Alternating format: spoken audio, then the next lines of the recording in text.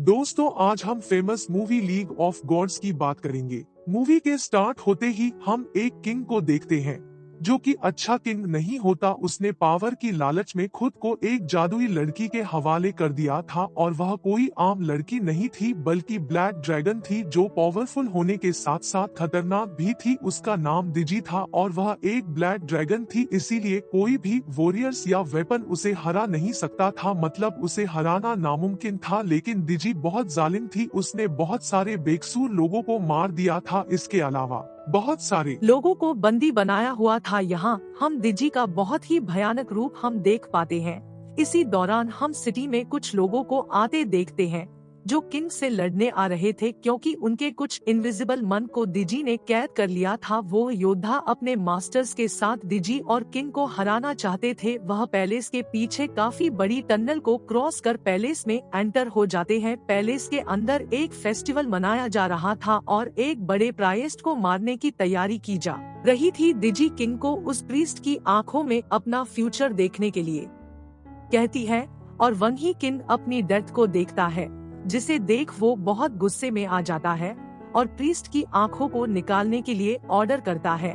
जब यह सब होने ही लगता है तो वही मास्टर जाते हैं और दूसरी ओर जब वॉरियर्स इनविजिबल पीपल को छुड़ाने में सफल हो जाते हैं तो दूसरी तरफ दिजी अपने ब्लैक मैजिक के साथ मास्टर को कर्स करती है कि जैसे जैसे वे मैजिक एंड पावर्स को यूज करेंगे तो उनकी उम्र और पावर्स कम होती जाएंगी। यह देखकर प्रीस्ट एक आंख मन की ओर फेंकते हैं, तभी दिजी उसांग को छीन लेती है। उसी समय वॉरियर जेकी और उसका भाई किंग की आर्मी और दिजी से फाइट करते हैं। तभी एक बहुत बड़ा बर्ड आता है जो वॉरियर जेकी, उसका भाई और मास्टर को वहां से बचाकर वापस उनकी किंगडम में ले जाता है। प्रीस्ट अपनी दूसरी आंख मास्टर को दे देता है ताकि मास्टर को और पावर्स मिल सके। इसके बाद हम दिजी को देखते हैं जो मास्टर के खिलाफ जंग की तैयारी करती है। उधर मास्टर भी जंग की तैयारी करने लगते हैं, लेकिन क्योंकि मास्टर को दिजी ने कर्ज था कि वह जितनी पावर्स इस्तेमाल करेंगे उतना ही उनकी उम्र कम होती जाएगी, यानी वह अपनी उम्र से छोटे होते जाएंगे। और सिर्फ यही नहीं बल्कि वह अपनी पावर्स के बारे में भी भूलते जाएंगे। इसीलिए अब उनका सिर्फ एक ही मकसद था, स्वॉर्ड ऑफ लाइफ, जिसकी मदद से वह ब्लैक ड्रैगन दिजी को मार सकते हैं।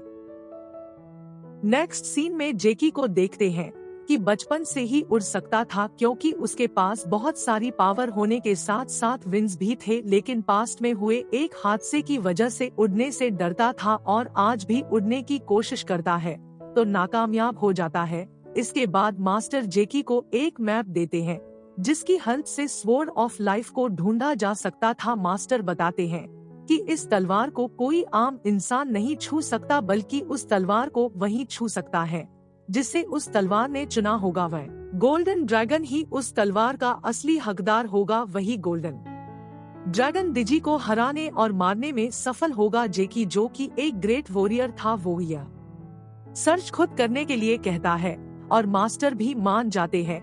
वह जेकी को अपने साथ स्प्रिंग ऑफ लाइफ वेल का पानी अपने साथ ले जाने के लिए कहते हैं। मास्टर उस वेल के अंदर से एक एग निकालते हैं जिसमें से एक नेजा नाम का क्यूट सा लड़का निकलता है जो कि जेकी के सफर में उसका साथी बनने वाला था। और साथ ही मास्टर उसे 3 मिस्टीरियस गिफ्ट भी देते हैं जो कि उसकी हेल्प करने वाले थे। इसके बाद वॉरियर जेकी तलवार की तलाश में निकल जाता है। काफी दूर तक चलने के बाद भी जब उसे कुछ नहीं मिलता तो मास्टर के गिफ्ट्स में से 1 आई वाला प्लांट मिलता है जो जेकी को रास्ता ढूंढने में हेल्प करता है। जैसे ही वह डेजर्ट फील्ड में आगे जाते हैं, एक सेंटीपेड उन पर अटैक करता है, मगर जेकी उसके साथ फाइट कर उस मॉन्स्टर को मार देता है।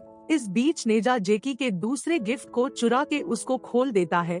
उसके अंदर से एक क्यूट ड्रैगन प्रिंस निकलता है। वो जैसे ही उसे खोलता है तो ड्रैगन प्रिंस उस पर गैस छोड़ता है, जिसकी वजह से नेजा एक बड़ा लड़का बन जाता है। जैसे ही उसे होश आता है तो वो अपना फायर व्हील ढूंढने निकल जाता है। तभी जैकी उसे यह कहकर रोक लेता है कि पहले हम स्वॉर्ड ऑफ लाइफ को सर्च करेंगे। दूसरी तरफ जनरल एक लड़की को कंस्ट्रक्ट करता है और उसमें जान डाल देता है।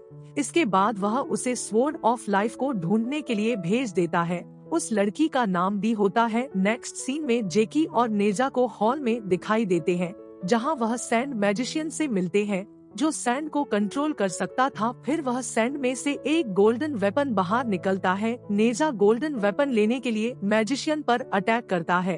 उन दोनों को फाइट करते देख जेकी भी नेजा का साथ देता है। इसके बाद हम देखते है कि वह तीनों फाइट करते करते एक न्यू वर्ल्ड में एंटर हो जाते हैं, जहां सैंड मैजिशियन अपने रियल गेटअप में आ जाता है, जो कि एक वॉरियर था जिसे डेजी ने कर्ज किया था। अब जैसे ही जेकी ने उसे उस कर्ज से फ्री किया था, वो मास्टर का दिया लास्ट गिफ्ट उसे दे देता है, जो एक डॉग था। अब वो वहाँ वॉरियर उस डॉग के साथ वेपन के सर्च में निकल जाते हैं।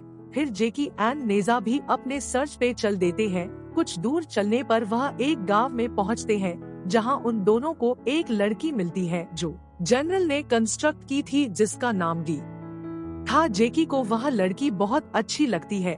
उस गांव में एक जादूगरनी थी जिसके पास एक मैजिकल बोट थी जिसमें बैठकर कोई भी कहीं भी जा सकता था। जैसे ही जेकी एंड नेजा उसकी बोट चुरा रहे होते हैं, उस जादूगरनी को पता लग जाता है और वो उन पर अटैक करती है, मगर वह तीनों उसकी बोट लेकर भाग जाते हैं। अब वे अपनी डेस्टिनेशन तक आसानी से पहुंच सकते थे। रास्ते में वह लड़की डी उनसे स्वॉर्ड ऑफ लाइफ के बारे में पूछती है, जिस पर नेजा को गुस्सा आता है और वो उस पर अटैक करता है, जिसे देख जेकी नेजा पर जादुई गैस छोड़ देता, जिसकी वजह से वह फिर से छोटा बच्चा बन जाता है। इसके बाद जेकी और डी अपना सफर एंजॉय करते हैं। अब जैसे ही जनरल को इसका पता चलता है, वो डी की मेमोरी ले लेता है और वो तलवार के बारे में भूल जाती है। कुछ समय बाद जेकी नोट करता है कि बोट समुंदर के सेंटर में जा रही थी, तो वो प्लांट से पूछता है। प्लांट उसे बताता है कि इस शिप को ड्रैगन बेबी कंट्रोल कर रहा है और गाना गा रहा था, जिसे सुनकर उसके फादर एक जायंट ऑक्टोपस को उसे और जेकी को लेने के लिए भेज देते हैं। फिर वो जायंट ऑक्टोपस उन्हें सी पैलेस में ले जाता है, जहां हमें पता चलता है कि नेजा के फायर व्हील्स भी वहीं है।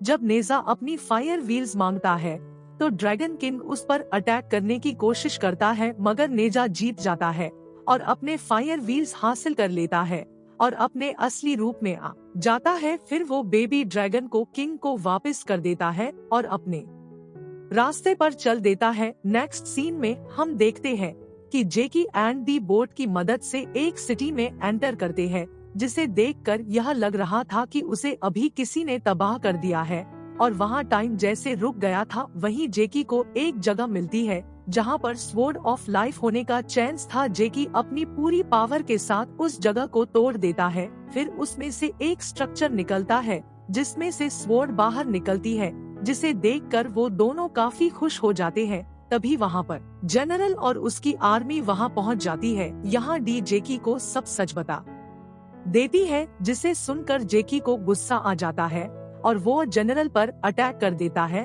और उन दोनों के बीच फाइट होती है। फिर इसके बाद वो लोग जेकी को पकड़कर प्रिजनर बना लेते हैं। जब जनरल उस स्वॉर्ड ऑफ लाइफ को टच करने लगता है, तो वो राख में बदल जाती है।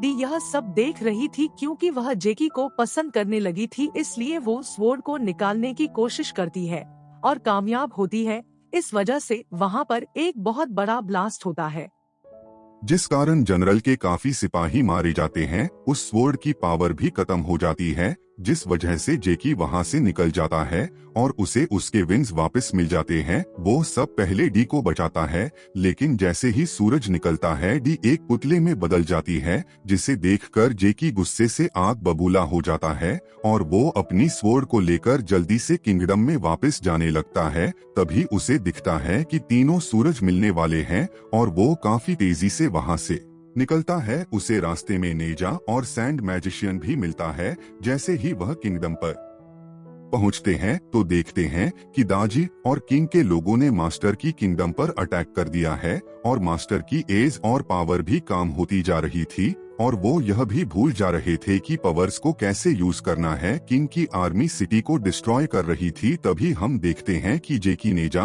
और वॉरियर भी वहां पहुंच जाते हैं और किंग की आर्मी से लड़ने लग जाते हैं, जिसमें वह जनरल को मार देते हैं। पर दाजी अपने ब्लैक मैजिक से उसे फिर से जिंदा कर मॉन्स्टर बना देती है। फिर वह तीनों वॉरियर्स से फाइट करता है, मगर वो मॉन्स्टर काफी पावरफुल था और वो कमांडर को भी मार देता है, लेकिन वो मरने से पहले जेकी के भाई को बताता है कि उनके गार्डन में जो स्प्रिंग ऑफ लाइफ बोल है उसमें इस तलवार के साथ कूद जाओ ताकि स्वॉर्ड की पावर वापस आ सके। वही मास्टर्स छोटे बच्चे बन चुके थे जिसे दाजी ने बंदी बना लिया था। दूसरी तरफ वॉरियर्स मॉन्स्टर से लड़ रहे थे। वही जेकी का भाई उस तलवार को लेकर बोल में कूद जाता है और जब वह बाहर आता है तो गोल्डन ड्रैगन बन चुका था, जिसका मतलब कि स्वॉर्ड ऑफ लाइफ ने उसे ही चुना था। अब उसके पास काफी पावर थी कि वो उस मॉन्स्टर को मार देता है। फिर वो पूरे सिटी को उठाकर किंग और दाजी पर अटैक करने चल पड़ता है। अब हम देखते हैं कि मास्टर जो कि एक छोटे बच्चे बन चुके थे